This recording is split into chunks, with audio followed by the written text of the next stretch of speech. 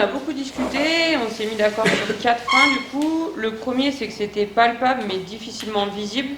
Du coup, on était uniquement sur des ressentis et des suppositions. Quand on voyait une action qui venait de se passer, on supposait qu'il y avait eu un problème. Mais voilà, c'était que des suppositions. Il y avait un manque de formation des acteurs sur la préparation mentale. C'était difficile de le mesurer. Et puis le lien entre l'individu et le collectif, c'est que quand on fait de la prépa mentale, on est plutôt axé sur l'individu et c'est difficile de le mettre en lien avec le collectif. Voilà, que ça soit les joueurs entre eux, les éducateurs, les entraîneurs, enfin voilà. Et la question c'était, existe-t-il une planification à long terme du développement des habiletés mentales?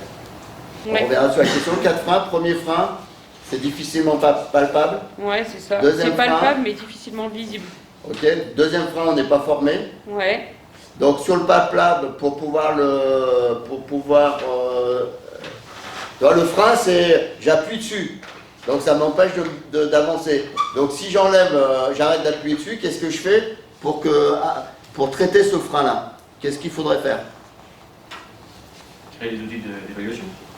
Créer des outils d'évaluation, on va y revenir. Donc on va travailler un peu sur la manière d'évaluer le non palpable, etc.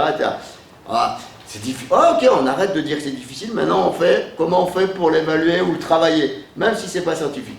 Sur la formation, on n'est pas formé. Qu'est-ce qu'il faudrait faire? Mettre des formations au sein des... Ah oui, enfin pour les entraîneurs quoi. Ok, au niveau des instances, donc c'est ce qu'on est en train de faire. Puis aussi, ou peut-être, ceux qui sont de centres de formation ou directeurs sportifs de club, qu'est-ce qui pourrait se passer? Formation interne. Voilà, des formations internes, l'intégrer dans des projets, etc. Ok. Moi, quand j'ai commencé à l'OL, on m'a dit, pas en école de foot. Pourquoi pas en école de foot? Oh non, on ne va pas parler du mental en école de foot. Pourquoi? Parce que les entraîneurs, ils ne voudraient pas. Ah, donc c'est les entraîneurs qui ne veulent pas. Mais nous, on le veut ou pas? Ouais, donc on va le faire.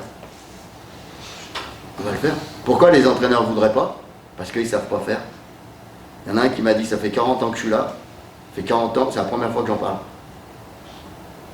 Donc, voilà, c'est mettre en place quelque chose. L'autre fois, j'ai vu un reportage sur Helsinki, qui passait sur la télé, et ils faisaient voir à l'école primaire, là-bas, alors l'orga de la scolarité est complètement différent de chez nous, mais j'étais frappé, pour pas dire plus. Ils avaient des cours, alors les petits, je sais pas, l'équivalent de chez nous, peut-être CM1, CM2, quelque chose comme ça, de confiance en soi. Il y avait des cours de développement de la confiance en soi, et donc c'est un institut, et pour le coup, ils suivaient un institut français qui est là-bas depuis une vingtaine d'années.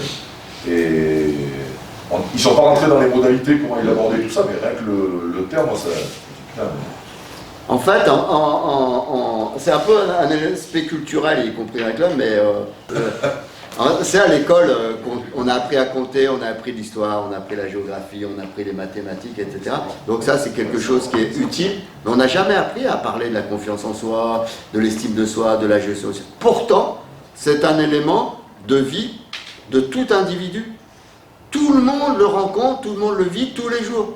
Mais on n'a pas d'espace de compréhension, de discussion et de contrôle. C'est-à-dire qu'on sait contrôler la table de multiplication parce qu'on l'a appris, on sait. Mais on l'a intégré, mais la confiance en soi, à quel moment on en parle? Et donc, effectivement, pourquoi? Parce qu'on ne sait pas faire, c'est un peu tabou et c'est pas culturel. Le dernier frein, c'est? Il y avait le fait que ça soit difficilement mesurable, ouais. Il faut créer des outils, et le lien entre l'individu et le collectif. Ok, le lien entre l'individu et le collectif, très bien, donc il y a ces freins-là.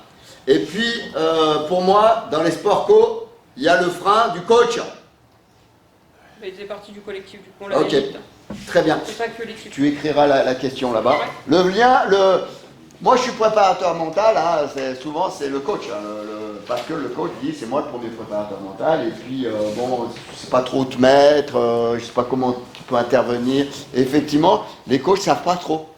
Et puis se protègent aussi les coachs, pourquoi? Parce qu'on intervient dans une dimension qui est sensible, dans la tête des joueurs. Et c'est à quel moment, quand je parle de collectif, j'interviens sur le collectif, je vais parler tactique. Ah, mais Nadi, toi, tu parles pas de... Ah, bah, ok.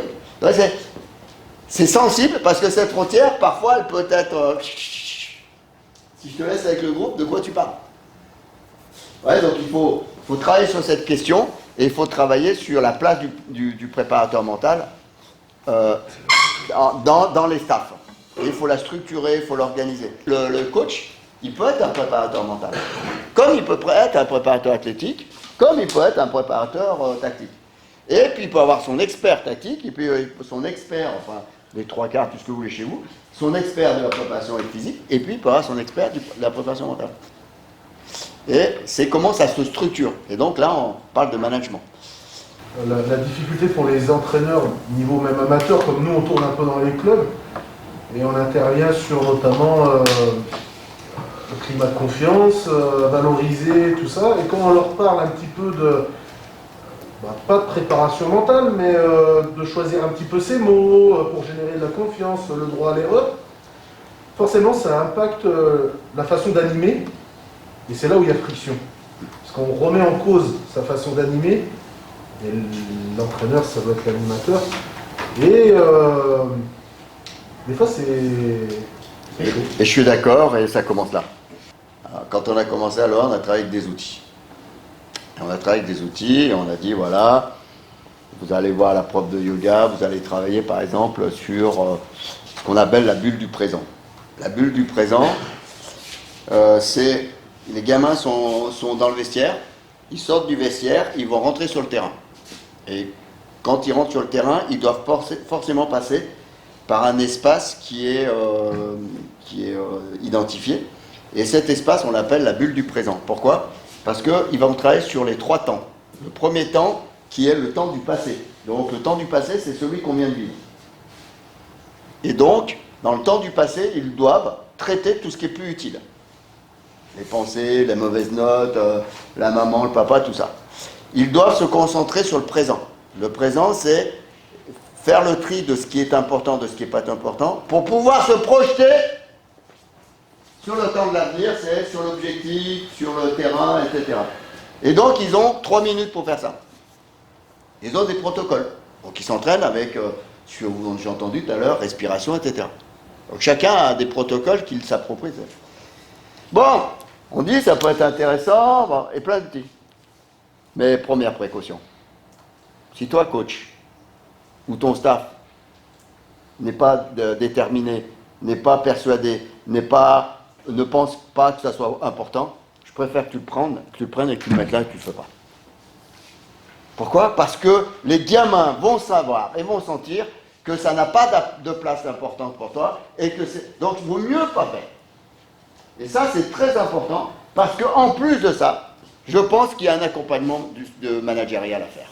C'est-à-dire qu'il y a une persuasion, une communication, l'intégration d'une stratégie, bon, etc., qui fait que les managers doivent l'intégrer. Si le directeur sportif pense dans un club que ça n'a pas de sa place ou que ce n'est pas important, ce n'est pas la peine de faire. Si le président pense que, je ne sais pas moi, une équipe de filles dans le club, ça n'a pas sa place, et qu'il y a un coach qui va quand même tenter de le faire, c'est pas la peine. Vous voyez ? Ça va ramer, quoi. Si on se place, si on fait de la psycho institutionnelle, Ouais. est-ce que vous êtes amené du coup à coacher mentalement le coach Ouais. de la même façon Ouais. que vous coachez Et ouais. parce Et que- vous savez aujourd'hui que c'est une activité qui se développe de plus en plus.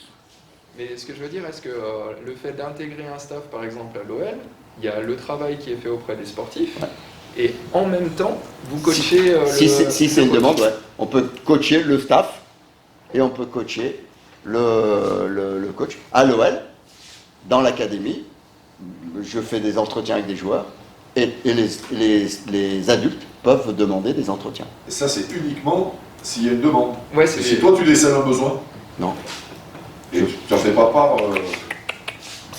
Je pense que tu pourras avoir besoin. Toi, tu me dis non. Si, je pense que tu pourras avoir. Tu me dis non. Donc, je te dis que tu es malade, tu me dis non, je vais bien. Je vais pas forcer. Oui. Ou tu rentres chez moi et tu me dis. Oui, mais ça peut être l'inverse. Tu peux dire, moi, je pense que tu en as besoin, et moi, je te dis, qu'est-ce qui te laisse penser ça? Oui, Dans les tout à champs fait. d'équipe, Alors, je ouais, te dis, ok, ça c'est possible. C'est aujourd'hui, je te sens pas très bien, comment ça va, etc. Est-ce que tu aurais besoin, etc. Ou tu me dis, ah putain, ça va. Est-ce que tu auras besoin d'un entretien? Tu veux prendre ouvert? Si tu veux, on peut prendre rendez-vous cette semaine. Si tu dis, non, moi je te dis non. Par contre, tu dis, tiens, merci. Et là, ok. Oui, ça c'est possible. Après, il faut créer des climats de confiance qui fassent que, moi quand je me balade dans les couloirs, c'est comme si le secrétaire administratif, c'est pareil, quoi. Ça devient, c'est un élément normal. Il y en a qui ont visité un peu la ça devient un élément normal. Et donc les gens viennent facilement. Et y compris pour parler des problèmes perso.